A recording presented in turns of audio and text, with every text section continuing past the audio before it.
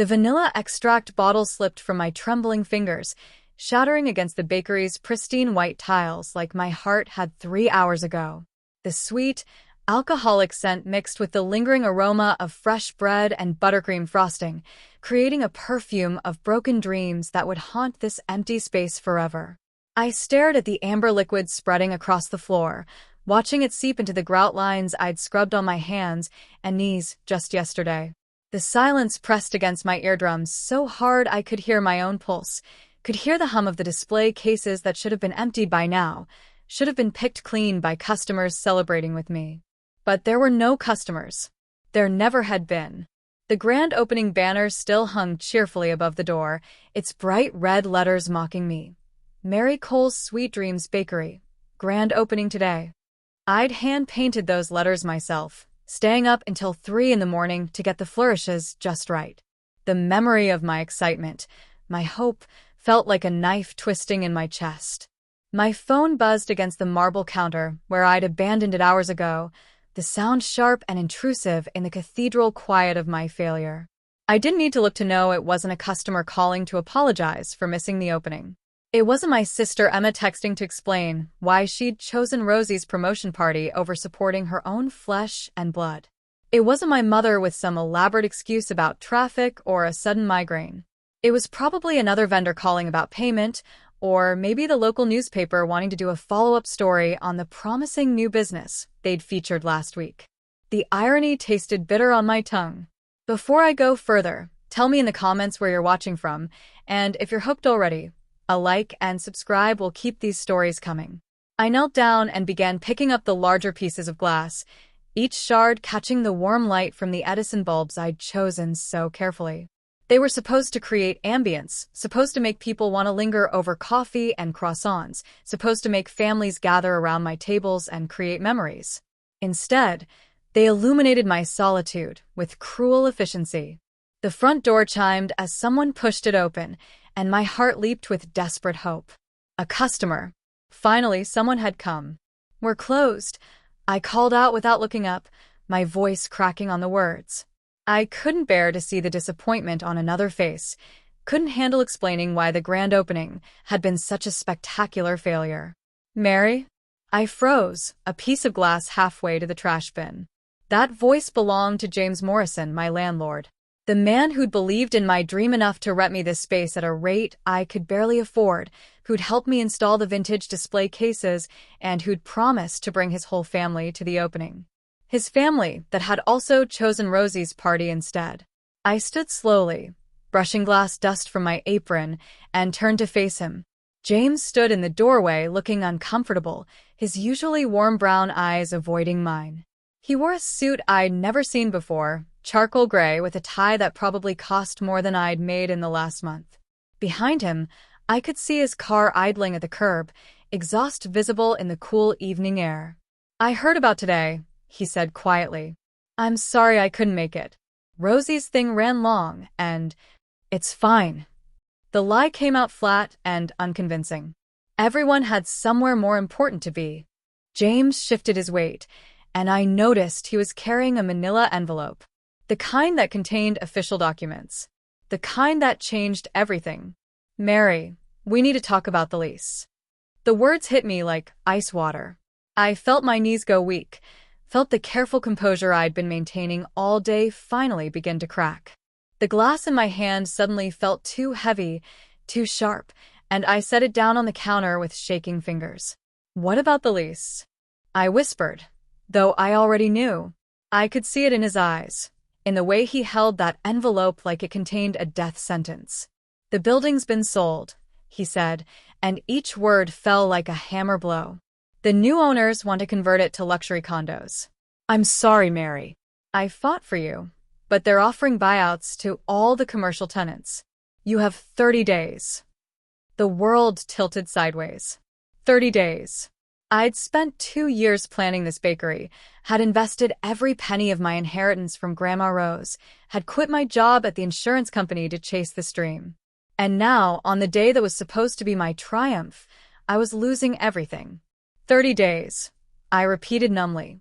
James nodded, extending the envelope toward me. "The paperwork's all in there. Again, I'm really sorry. If there was anything I could do, there isn't. I took the envelope, surprised by how light it felt for something that weighed so much. Thank you for telling me in person. He lingered for a moment, as if he wanted to say something else, then simply nodded and left. The door chimed again as it closed behind him, and I was alone once more with the smell of vanilla and the sound of my dreams crumbling. I sank into one of the cafe chairs I'd bought at an estate sale, the envelope still clutched in my hands. Through the front window, I could see people walking by on their way to dinner, to movies, to lives that made sense. None of them looked in. None of them saw the woman sitting in the dark, surrounded by the ruins of everything she'd worked for. My phone buzzed again, and this time I looked. A text from Dad. "We need to talk about the bakery." I stared at the message, my blood turning to ice. How did he know about the lease already? James had just told me. Unless Dad had known this was coming all along. The drive to my parents' house felt like traveling through a fog of betrayal, each familiar landmark blurring past my tear-stained windshield. The envelope from James sat on my passenger seat like a loaded gun, its contents still unread because I couldn't bear to see the official language that would strip away my dreams. My hands gripped the steering wheel so tightly my knuckles had gone white, and I could taste copper where I'd bitten my tongue to keep from screaming. Dad's text had been followed by two more. "Come over when you can," and then, 20 minutes later, "It's important, sweetheart." The endearment felt like salt in an open wound. When had he ever called me sweetheart when delivering bad news? When had he ever used that tone unless he was about to break my heart? The house looked exactly the same as it had this morning when I'd driven past on my way to the bakery, full of hope and nervous energy. The same yellow porch light, the same carefully maintained garden that Mom tended with religious devotion, the same red front door that had welcomed me home 1,000 times. But now it felt like approaching a crime scene, like walking toward my own execution. I sat in the driveway for a full minute, watching the warm light spill from the living room windows. I could see shadows moving inside, my parents, probably discussing how to break whatever news they had for me. The irony wasn't lost on me that they were together, planning my fate, while I'd spent the most important day of my life completely alone. The front door opened before I could knock, and Dad stood there in his weekend clothes, faded jeans, and the Northwestern University sweatshirt I'd given him for Christmas 3 years ago. His silver hair was mussed like he'd been running his hands through it, and the lines around his eyes seemed deeper than they had this morning. "Mary." He pulled me into a hug that smelled like coffee and Old Spice, the same combination that had comforted me through skinned knees and broken hearts and college rejections. But tonight it felt like a goodbye. "I'm glad you came." Did I have a choice? The words came out sharper than I'd intended, and I felt him stiffen slightly before releasing me. Mom appeared in the hallway behind him, wiping her hands on a dish towel with the nervous energy she always displayed when she was upset. Her auburn hair was pulled back in a messy bun, and she wore the floral apron I'd bought her last Mother's Day, the one that said, "World's Best Mom," in cheerful yellow letters that now felt like a cruel joke. "Honey, come sit down," she said, her voice carefully controlled. "Can I get you some tea? Or maybe some of that chamomile blend you like?" "I don't want tea, Mom." I followed them into the living room, the same space where we'd celebrated my acceptance to culinary school, where I'd announced my plan to open the bakery, where they'd promised to support my dreams no matter what. I want to know how Dad knew about the lease before I did. The silence that followed was deafening. Dad and Mom exchanged a look, one of those married couple communications that spoke volumes without words. Mom's face crumpled slightly, and she sank into her favorite armchair, the one positioned perfectly to catch the afternoon sun she loved so much. "Sit down, sweetheart," Dad said again, gesturing to the couch. "I'll stand." My voice sounded foreign to my own ears, cold and distant. "Just tell me what you did." Dad's shoulders sagged, and suddenly, he looked every one of his 62 years. "The Morrison Group approached me 3 weeks ago. They knew I had connections in the city planning office, knew I might have insight into which properties would be good investments." The words hit me like physical blows. 3 weeks ago. While I was finalizing the menu, while I was handwriting invitations to the grand opening, while I was lying awake at night dreaming of my future, my own father was helping strangers destroy it. "You knew," I whispered. "You knew they were going to kick me out and you didn't tell me." "I didn't know it was your building at first," he said quickly. "The address was just a number on a list." It wasn't until later that I realized. When? The question came out like a gunshot. "When did you realize?" Another silence. Another look between my parents. Mom was crying now, silent tears that tracked down her cheeks and dripped onto her apron. "Last week," Dad admitted. "When they showed me the final plans." Last week. While I was addressing invitations. While I was calling family members to remind them about the opening. While I was believing that my parents would be there to support me on the most important day of my life. "You've known for a week that I was going to lose everything, and you said nothing." My voice was rising now, all the careful control I'd maintained finally cracking. "You let me go through with the grand opening. You let me humiliate myself in front of the whole neighborhood.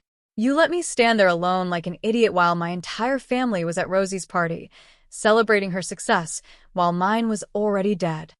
"We didn't know how to tell you," Mom said through her tears. "We thought maybe there would be another way. Maybe we could find you a different location." "With what money?"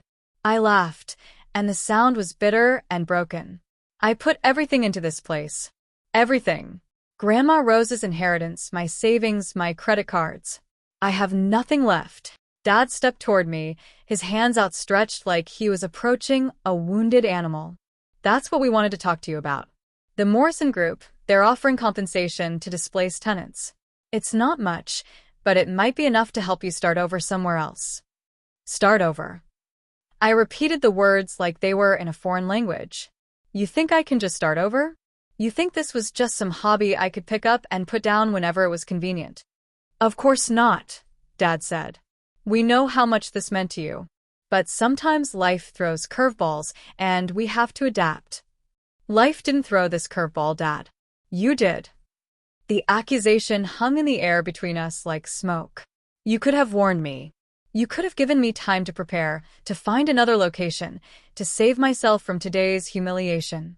But you chose to protect your business relationship instead of your daughter." "That's not fair," he said, but his voice lacked conviction. "Isn't it?" I pulled out my phone and showed him the photos I'd taken earlier. The empty bakery, the untouched display cases, the banner hanging over a room full of nothing. "This is what your silence cost me. This is what your loyalty to the Morrison Group bought." Mom stood up abruptly, her chair rocking back with the force of her movement. "Stop it, both of you.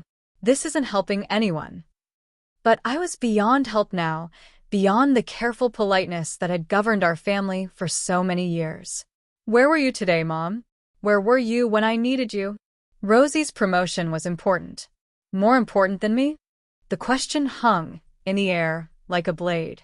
Mom's face went pale, and she pressed her hand to her mouth as if she could take back the words she'd already spoken. "It wasn't like that," she whispered. "Then what was it like?" I demanded. "Because from where I'm standing, it looks like my entire family chose my cousin's corporate promotion over my life's dream. It looks like you all decided that Rosie's success was worth celebrating while mine wasn't even worth showing up for." Dad moved to Mom's side, wrapping his arm around her shoulders in a gesture of protection that excluded me completely. "You're upset, and you have every right to be. But don't take it out on your mother. She's been worried sick about you." Worried sick. I laughed again, and this time it sounded like breaking glass. "If she was so worried, why didn't she come? Why didn't any of you come?" "Because we knew," Mom said suddenly, her voice barely above a whisper. "We knew about the building, and we didn't know how to face you. We thought it would be easier to stay away than to pretend everything was fine when we knew it wasn't." The admission hit me like a physical blow. They had all known. Every single member of my family had known that my grand opening was a farce, that my dreams were already dead, and they had chosen to abandon me rather than face the truth. I stood there in my childhood living room, surrounded by family photos and memories of better times, and felt more alone than I had in the empty bakery. At least there, my solitude had been honest. Here, It was a betrayal wrapped in familiar faces and false comfort. My phone buzzed in my hand, and I glanced down to see a text from an unknown number. Saw your bakery today. We should meet. There's something you need to know about your family's involvement in this. Tomorrow, 10 a.m., Riverside Park. Come alone. The blood drained from my face as I read the message twice, then 3 times. Someone else knew something about my family's role in destroying my dreams. Someone who wanted to meet in secret, who had information that apparently couldn't be shared over the phone. I looked up at my parents, who were watching me with expressions of concern and guilt, and realized that everything I thought I knew about this situation was probably just the tip of the iceberg. I have to go, I said, pocketing my phone. Mary, wait. Dad called as I headed for the door. We need to finish talking about this. There are things you don't understand. I turned back to face them one last time, these people who had raised me and loved me and ultimately betrayed me in the most fundamental way possible. You're right, I said. There are things I don't understand. But I'm going to. The morning air at Riverside Park carried the scent of dew-soaked grass and the distant promise of rain, but all I could smell was the lingering vanilla from yesterday's disaster clinging to my clothes like a ghost. I'd barely slept, spending the night staring at the ceiling and replaying every conversation, every look, every moment that should have warned me about my family's betrayal. The mysterious text had burned in my mind like a brand, and now I sat on the designated bench watching joggers pass by, wondering if I was about to learn something that would shatter what little remained of my world. At exactly 10 o'clock, a woman approached from the direction of the river.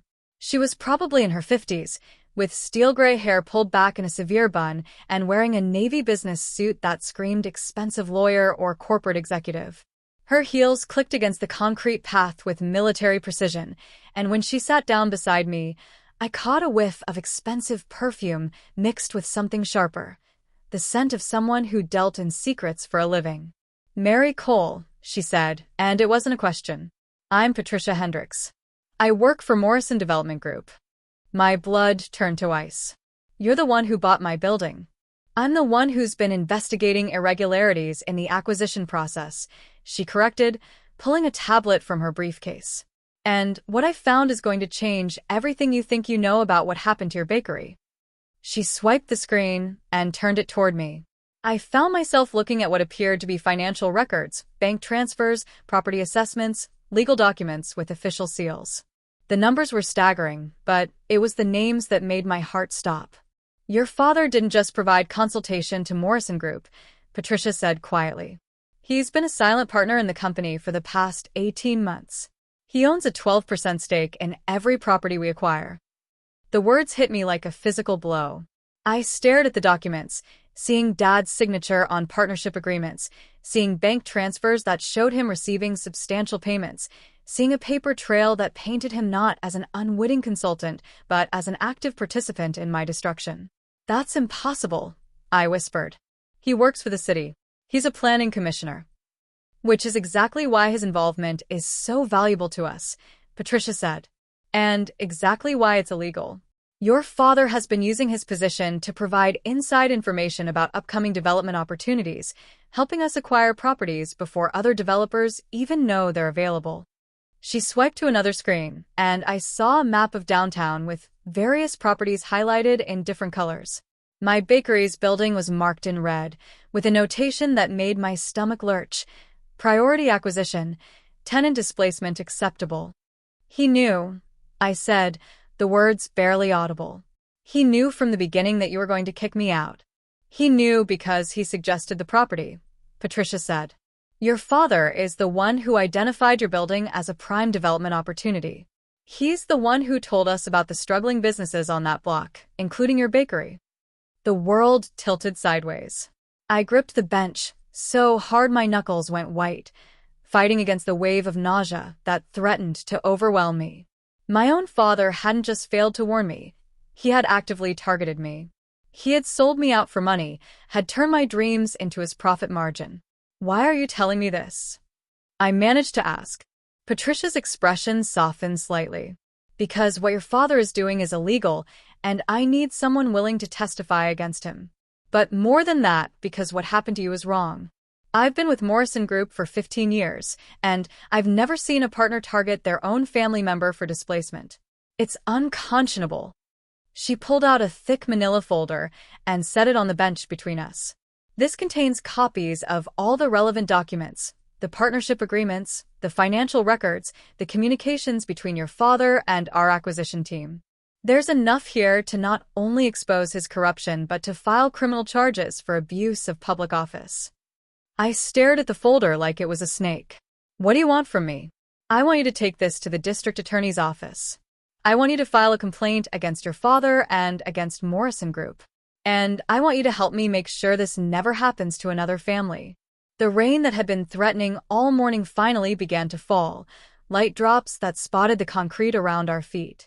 I thought about Dad's face last night, the guilt and discomfort I'd attributed to his failure to warn me. Now I understood it differently. It hadn't been guilt about staying silent. It had been guilt about actively orchestrating my downfall. There's something else, Patricia said, her voice even quieter now. The compensation package Morrison Group offered you? Your father negotiated to have it reduced. He argued that since you were family, you didn't need as much money to relocate. The betrayal was so complete, so devastating, that I actually laughed. The sound was broken and bitter, but it was better than screaming. My father hadn't just sold me out. He had haggled down the price of my suffering to maximize his own profit. How much? I asked. How much what? How much did he make from destroying my life? Patricia hesitated, then swiped to another screen. The number that appeared made my vision blur. $230,000. More than twice what I'd invested in the bakery. More than enough to have helped me find another location, to have saved my dream instead of profiting from its destruction. I stood up abruptly, the folder clutched in my hands. The rain was falling harder now, soaking through my jacket and plastering my hair to my skull, but I barely felt it. All I could feel was the weight of absolute betrayal, the knowledge that the man who had taught me to ride a bike and helped me with homework and walked me down the aisle at my wedding had sold my future for money. I need to go, I said. Mary, wait. Patricia stood as well, pulling out a business card. I know this is overwhelming, but you don't have to face this alone. Morrison Group is prepared to offer you a full settlement, enough to open a new bakery anywhere you want. All you have to do is help us expose what your father did. I took the card, my hands shaking so badly I could barely hold it. Why would Morrison Group want to expose their own corruption? Because your father's actions have put the entire company at legal risk, she said. We need to distance ourselves from his illegal activities before they bring down legitimate business operations. Helping you is the right thing to do, but it's also self-preservation. The honesty was refreshing after so many lies. I nodded and turned to walk away, but Patricia called after me. Mary? I'm sorry. For what it's worth, I'm truly sorry this happened to you. I didn't trust myself to speak, so I just kept walking. The rain was coming down in sheets now, turning the world into a watercolor painting where everything bled together. I made it to my car before the tears started, before the full weight of what I'd learned crashed down on me like a building collapse. My phone rang as I sat in the driver's seat, water dripping from my hair onto the leather seats. Dad's name appeared on the screen, and for a moment I considered not answering. But I needed to hear his voice, needed to see if I could detect the lies now that I knew what to listen for. Mary, sweetheart, I've been thinking about our conversation last night, he said, his tone warm and concerned. I know you're upset, but I want you to know that Mom and I are here for you. We're going to help you get through this. The casual manipulation in his voice, the practiced concern, made my stomach turn. How are you going to help me, Dad? Well, I've been making some calls, and I think I might have found you a new location. It's not as nice as the old place, but it's affordable, and with the compensation from Morrison Group, you might be able to make it work. I closed my eyes, listening to him spin his web of false hope. He was still playing the role of the supportive father, still pretending to be my ally, while counting the money he'd made for my destruction. That's very thoughtful of you, I said, my voice carefully neutral. I'm sure you have excellent connections in the real estate market. I do what I can, he said, and I could hear the smile in his voice. Family comes first, you know that. Family comes first. The words were like acid in my ears. I thought about the documents in the folder beside me, about the bank transfers and partnership agreements that proved exactly how much family meant to him when money was involved. Dad, can I ask you something? Of course, sweetheart. Anything. Do you ever regret the choices you've made? Do you ever wish you'd done things differently? There was a pause, and when he spoke again, his voice was softer. We all have regrets, Mary. But we can't change the past. We can only try to do better going forward. The irony was staggering. He was giving me advice about moving forward while actively working to keep me trapped in the consequences of his betrayal. He was talking about doing better while planning to profit from my continued suffering.